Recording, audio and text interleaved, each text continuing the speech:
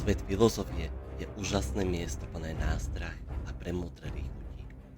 Vydaj sa so mnou až do jej stredu, aby sme raz a navždy odhalili jej tajomstvá. Vydaj sa na cestu s filozofiou v kadi.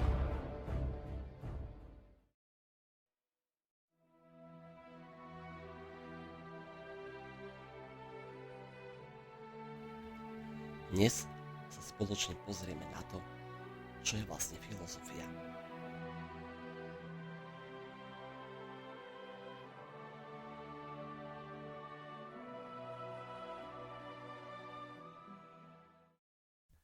Vieš, filozofia, to slovo znie tak múdro, ale v podstate je to len naša ľudská snaha pochopiť tie najzákladnejšie veci o živote, o nás samých a o svete, v ktorom žijeme. Kedysi dávno v Grécku to znamenalo láska k múdrosti. A aj dnes, keď niekto študuje filozofiu, tak sa v podstate stále pýta tie najhlbšie otázky. Snaží sa na ne nájsť odpovede a potom si tie svoje odpovede aj obhájiť. Je to také racionálne premýšľanie o celej realite alebo o tom, čo je pre nás ľudí v živote dôležité. A je super, že filozofia vždy bola takým centrom myslenia v mnohých kultúrach. Možno sa pýtaš, čím sa filozofia líši od takých krčmových rečí? No zatiaľ, čo pri pive sa len tak často voľne rozprávame o živote, politike alebo vesmíre, filozofia ide oveľa hlbšie. Nie je to len o tom, že si povieme názor. Filozofia si svoje názory snaží poriadne zdôvodniť, overiť ich logikou a premyslieť si všetky možné uhly pohľadu. Je to systematické, kritické a často aj dosť náročné premýšľanie, ktoré sa snaží takže, aj keď sa snažia obe riešiť svet, filozofia to robí s oveľa väčšou precíznosťou a snahou o pravdu. Niektorí ľudia, takí filozofickí naturalisti, si myslia, že filozofia je vlastne taká zvláštna veda. Nie je to síce úplne ako experimenty v labáku, ale skôr sa pozerá na veľké, všeobecné vzorce v tom, ako veci fungujú. Berú to tak, že filozofia a veda nie sú úplne oddelené, ale skôr sú na jednej osi. Líšia sa v tom, ako detailne sa na veci pozerajú, ale obe sa opierajú o dôkazy. Napríklad jeden filozof menom Quinn si myslel, že to, ako vieme, čo vieme, tomu sa hovorí epistemológia, by sa mohlo stať súčasťou psychológie a tým pádom aj prírodných vied. Znie to tak, že aj o samotnom poznaní sa dá premýšľať vedecky. Filozofia je vlastne taká matka vied. Kedysi dávno boli fyzika alebo psychológia súčasťou filozofie prírody. Postupne sa z nich stali samostatné vedy, lebo si vyvinuli vlastné spôsoby, ako robiť výskum. Ale to neznamená, že filozofia nebola dôležitá. Práve naopak. Ona pomohla položiť tie prvé otázky a vymyslieť tie prvé rámce, z ktorých sa potom vyvinuli všetky tie špecializované vedy. Napríklad Aristoteles, jeden z najväčších filozofov, sa venoval aj biológii a logike, čím položil základy pre tieto oblasti. Podobne aj Isaac Newton, ktorý je známy hlavne ako fyzik, nazval svoje najvýznamnejšie dielo Matematické princípy prírodnej filozofie, čo jasne ukazuje na prepojenie. Vieš, veda je super v tom, že nám vie povedať, ako veci fungujú, ako sa hýbu planéty, ako funguje naše telo, alebo prečo padá jablko zo stromu. Ale často narazí na otázky, na ktoré nám zatiaľ nevie dať odpoveď, alebo na ktoré ani nemôže odpovedať empirickými metódami. Napríklad, prečo existuje niečo namiesto ničoho. Aký je zmysel života, čo je dobro a zlo. Tu prichádza na rad filozofia. Ona sa nebojí týchto veľkých otázok, ktoré presahujú možnosti súčasnej vedy. Namiesto experimentov používa logiku, myšlienkové experimenty a hlbokú analýzu, aby sa pokúsila nájsť možné odpovede alebo aspoň lepšie pochopiť, prečo sú tieto otázky také dôležité. To neznamená, že je menej vedecká, ale len používa iné nástroje na iný typ otázok. Predstav si, že veda je ako stavba. Vedci sú tí, čo kladú tehly, miešajú maltu a stavajú múry. Ale kto navrhol celú budovu, Kto premyslel základy, štruktúru a účel? To je často úloha filozofie. Filozofia pomáha vedieť definovať základné pojmy, ako napríklad čo je to hmota, čas, príčina, vedomie. Ak nemáme jasne definované definície, je ťažké robiť presný výskum. Filozofi tiež kriticky skúmajú predpoklady, na ktorých veda stojí. Napríklad, je naša realita naozaj taká, ako ju vnímame? Existuje niečo ako objektívna pravda? Tým, že filozofia neustále kladie tieto otázky, pomáha vede byť presnejšou, uvedomelejšou a odolnejšou voči chybám. Je to taký neviditeľný, ale hlavne kľúčový partner vedeckého pokroku. Vzťah medzi filozofiou a vedou nie je jednorazová záležitosť, ale skôr nepretržitý dialog. Keď vedci objavia niečo nové, napríklad, že sa vesmír rozpína, alebo že náš mozog funguje inak, ako sme si mysleli, filozofia musí na tieto nové zistenia reagovať a prehodnotiť svoje staré predpoklady. A naopak, keď filozofia príde s novými myšlienkami o mysli, etike alebo poznaní, môže to inšpirovať vedcom k novým výskumom alebo k novým spôsobom, ako sa pozerať na svoje dáta. Je to taký kolobeh, kde sa obe oblasti navzájom posúvajú dopredu. Bez tohto vzájomného obohacovania by bol náš celkový obraz o svete oveľa chudobnejší. Filozofia sa snaží systematicky študovať tie najvšeobecnejšie a najzákladnejšie otázky o tom, čo existuje, ako myslíme, čo vieme, aké sú hodnoty, čo je mysel a jazyk. A táto systematickosť je presne to, čo vidíme aj vo vede. Filozofia si nedáva len tak náhodné otázky, ale vytvára si na ne premyslené rámce a argumenty. A rovnako, ako veda, aj filozofia si cení racionálne kritické myslenie a dokonca premýšľa aj o tom, ako vlastne sama funguje. Táto sebareflexia je dôležitá aj pre vedu, veď aj vedci si navzájom kontrolujú svoju prácu, vylepšujú metódy a spochybňujú staré predpoklady. Filozofia a veda používajú podobné nástroje, logiku, analýzu pojmov a poriadne argumentovanie. Logika nám pomáha správne uvažovať. Analýza pojmov nám pomáha pochopiť, čo presne znamenajú kľúčové slová. A poriadne argumenty, tie sú nevyhnutné, aby sme svoje tvrdenia vedeli obhájiť. To, že tieto argumenty fungujú v oboch oblastiach, ukazuje, že obe sa snažia o intelektuálnu prísnosť a chcú prísť dobre položeným záverom. Okrem toho, filozofia aktívne pomáha objasňovať vedecké pojmy, kriticky hodnotiť, čo vedci predpokladajú a vymýšľať nové pojmy a teórie, ktoré môžu ovplyvniť vedecký výskum. Keď filozofia napríklad premýšľa o mysli, inteligencii alebo vedomí, ovplyvnila tým kognitívnu vedu. Logika, čiže štúdium správneho usudzovania, je úplne kľúčová pre filozofiu. Pomáha nám rozlíšiť, čo je správne myslenie a čo nie. A keďže sa zaoberá správnym usudzovaním, je základom každého systematického hľadania pravdy, či už vo filozofii alebo vo vede.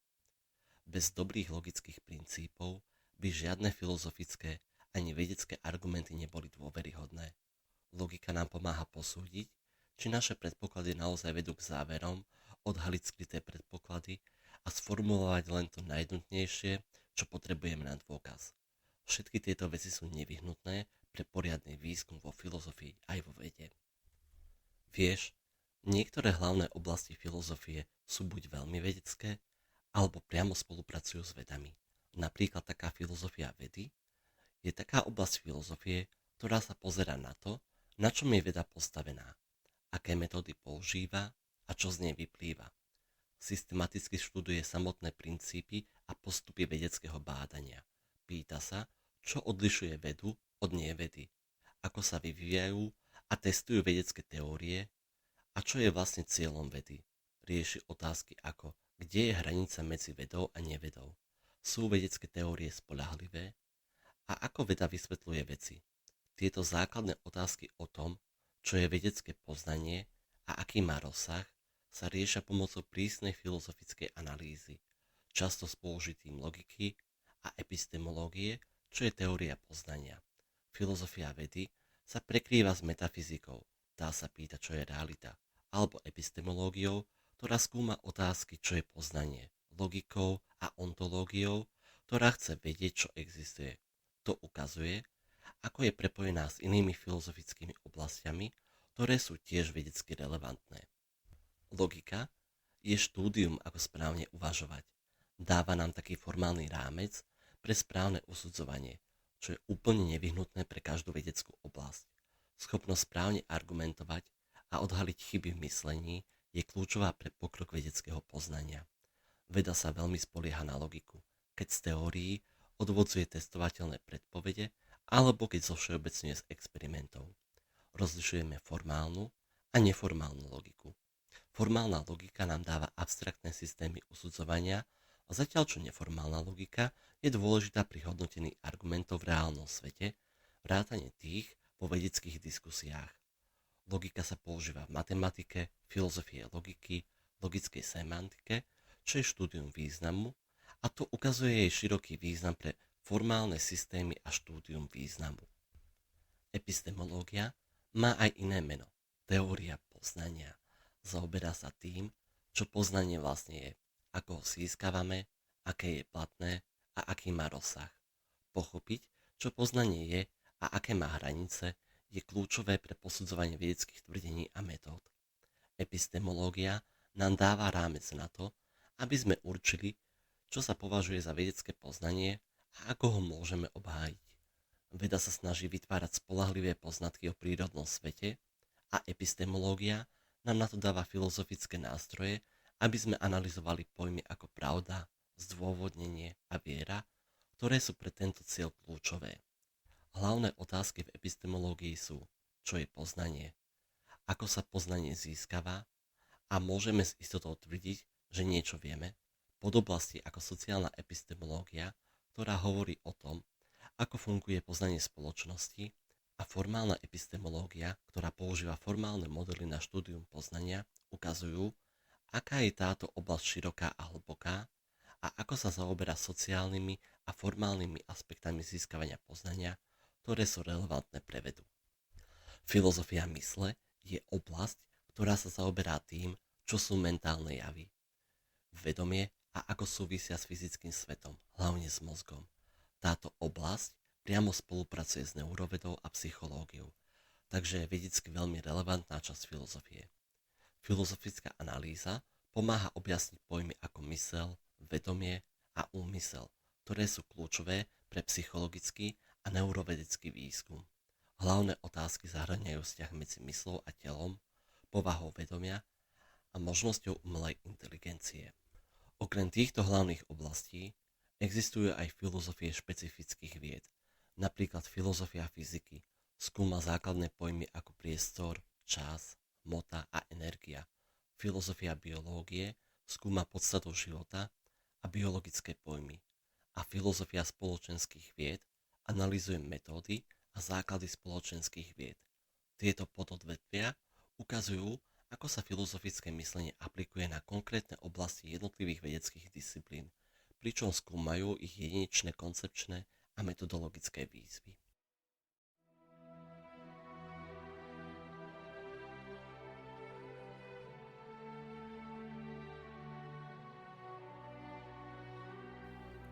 Ako pracuje filozofia a prečo je to vedecké?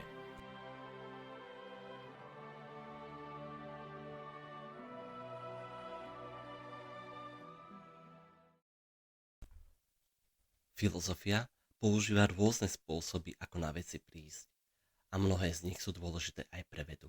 Analýza pojmov je metóda, pri ktorej sa rozoberajú pojmy na ich základné časti, aby sme pochopili, čo presne znamenajú. To je super dôležité, aby boli filozofické, ale aj vedecké teórie jasné a presné. Ak sú základné pojmy nejasné, môže to spomaliť pokrok v oboch oblastiach.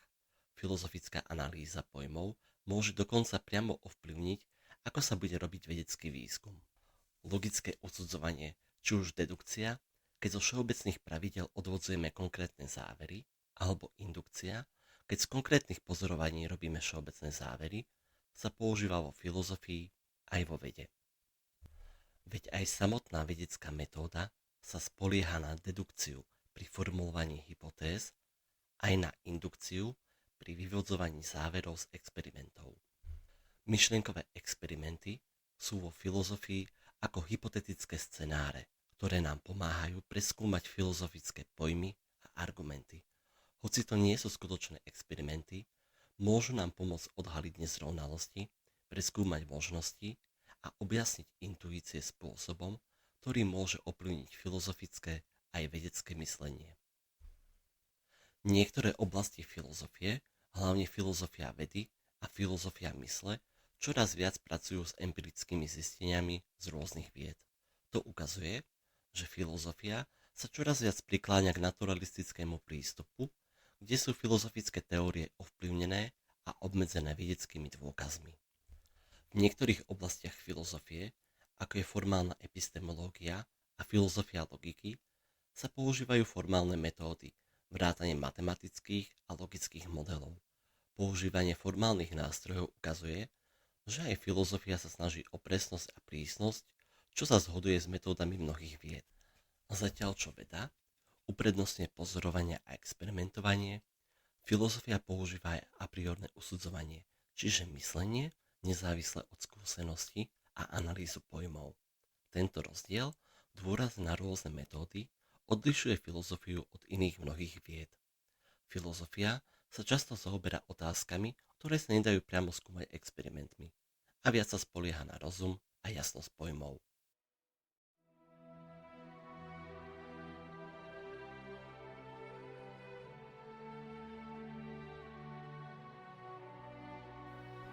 Ako sa filozofia a veda stretávajú a líšia.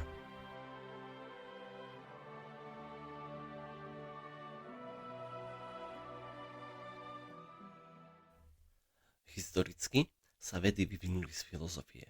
To, čo dnes nazývame fyzika alebo biológia, bolo kedysi súčasťou filozofie prírody.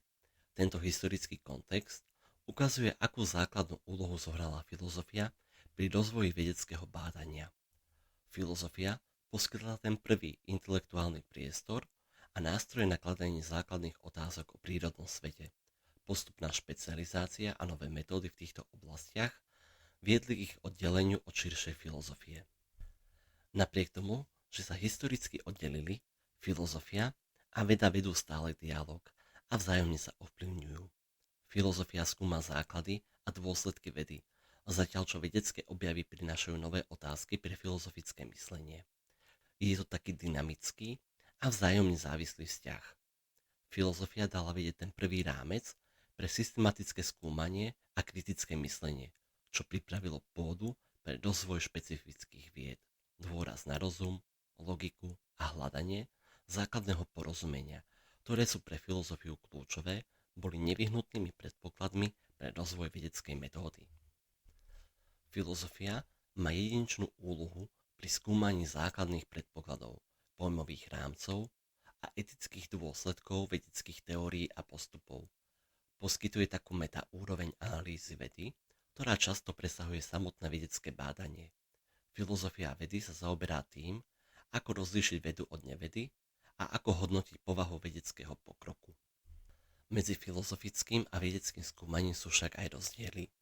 Filozofia sa zaoberá a priorným poznaním nezávislým od skúsenosti a nevyhnutnými pravdami na rozdiel od vedy, ktorá sa primárne zameriava na empirické poznanie a náhodné fakty.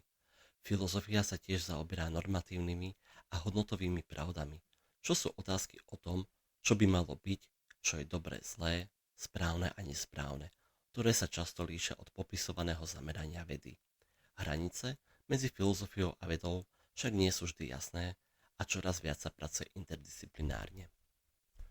Otázky o vedomí sa skúmajú pomocou neurovedy a kognitívnej vedy, zatiaľ čo filozofia mysle sa zaoberá tým ťažkým problémom vedomia, čiže subjektívnou skúsenosťou. Diskusie o slobodnej vôli sú ovplyvnené zisteniami z neurovedy a psychológie o tom, ako sa rozhodujeme a ako vnímame, že sme to my, kto koná spolu s tradičnými filozofickými argumentami o determinizme, podľa ktorého je všetko predurčené, a libertalizme, ktorý hovorí, že máme slobodnú vôľu. Evolučná biológia a psychológia skúmajú pôvod a vývoj morálnych intuícií, zatiaľ čo etika Naďalej analyzuje a zdôrazňuje morálne princípy. Fyzika, hlavne tá kvantová mechanika a kozmológia, prinášajú základné otázky o povahe reality, ktoré sa skúmajú aj v metafyzike. Filozofia tiež zohráva kľúčovú úlohu pri vzniku a formovaní úplne nových vedeckých disciplín. Keď sa objavia nové technológie alebo sa začnú skúmať neprebádané oblasti, filozofia často poskytuje ten prvý koncepčný rámec. Napríklad s rozvojom umelej inteligencie vzniká aj filozofia AI, čiže umelej inteligencie, ktorá sa zaoberá otázkami, čo je inteligencia. Môže stroj myslieť alebo cítiť? Aké sú etické dôsledky autonómnych systémov? Tieto filozofické otázky nie sú len akademické. Priamo ovplyvňujú, ako sa AI vyvíja a aké miesto má v spoločnosti. Podobne aj neuroetika skúma etické otázky súvisiace s pokrokom v neurovede, napríklad manipuláciou pamäti alebo vylepšovaním kognitívnych schopností. Filozofia tak pomáha vede nielen klásť otázky, ale aj premýšľať o tom, čo jej objavy znamenajú pre nás a pre tento svet. Takže, zhrnuté a podčiarknuté, filozofiu môžeme vnímať ako takú vedu vďaka tomu, že veci skúma systematicky, spolieha sa na logiku a rozum a zapája sa do vedeckých oblastí. Medzi filozofiou a vedou je dosť veľa prekrývania a vzájomného vplyvu. Filozofia dáva vede základné rámce, kritickú analýzu a etické úvahy, zatiaľ čo veda ponúka empirické dáta a nové otázky pre filozofiu. Hoci filozofia má s vedou spoločné črty, má aj svoje jedinečné metódy a zaoberá sa otázkami, ktoré presahujú bežné vedecké skúmanie. Keď sa na filozofiu pozrieme cez optiku vedy, uvidíme, aká je stále dôležitá a akú kľúčovú úlohu hrá v našom neustálom hľadaní porozumenia seba a sveta okolo nás. Spolupráca a dialog medzi týmito dvoma oblastiami sú nevyhnutné pre intelektuálny pokrok. Počúvali ste podcast Filozofia v kadi na tému Čo je filozofia.